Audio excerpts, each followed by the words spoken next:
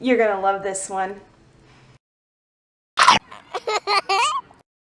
So the first activity that I have for you guys is painting. And painting is a very non-invasive way to introduce a new food to your child. I'm going to go through a couple clips of my daughter and I taking part in this activity. And I'm going to explain a couple key things that I was doing during that process so that you understand exactly what I am doing and why I'm doing it. So here's the first clip. Then we have our paint. Haley, can you tell everybody what these are? What's this one? Green. Green honey. And then what's this one? Orange barbecue sauce. Orange barbecue sauce. And then what's that one? Yellow caramel sauce.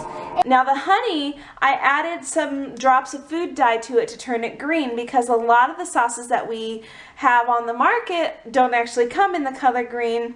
And I chose green for two reasons. One, it was easy to make with the honey, and then two, green is kind of a color association that most kids try to avoid, being that it's the color of a lot of vegetables. So I made it green to get her more comfortable with the idea of eating something that's green. I'm gonna make some lava.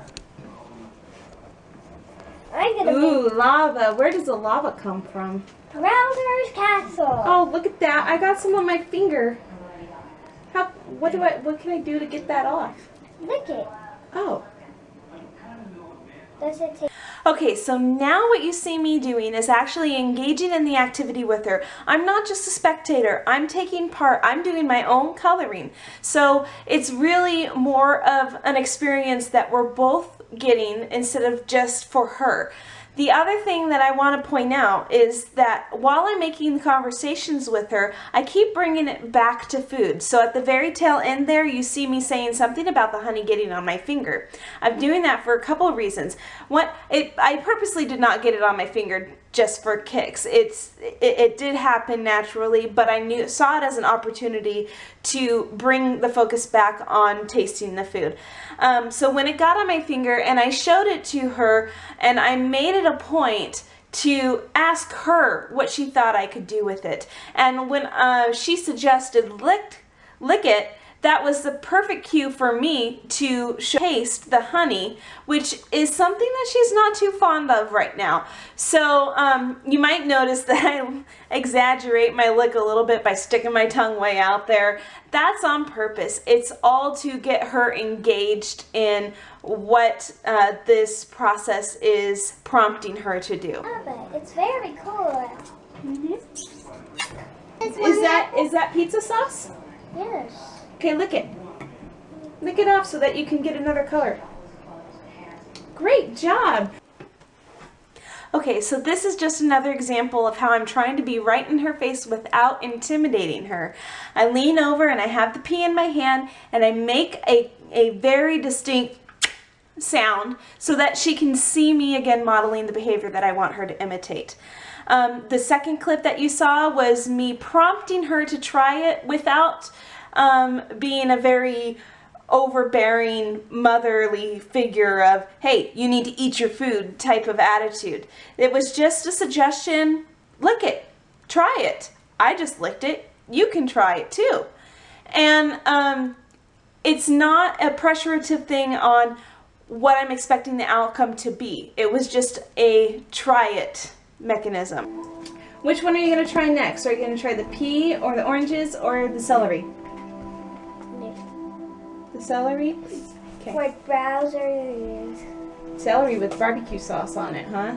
Ew. I don't know. That might have some tricky taste. Try it. Do you want to try just the celery? Mm-hmm. Okay. So bite the other end of the celery. See what you think. Bite it. What kind of sound does it make? A crunchy crunch. It does make a crunchy sound. Okay, so in this example, she's trying the celery out, and I am diverting her attention from how it tastes to how it sounds. eating is not just a one sensory experience. You have to touch the food, you smell the food, you taste the food, you even hear the food. So this is just a way to redirect the way that they are experiencing the food. So if they don't seem too fond on the taste, you can redirect it to something like the sound or the smell or the touch or anything like that, just to get them thinking about the experience as a whole. Right? Right.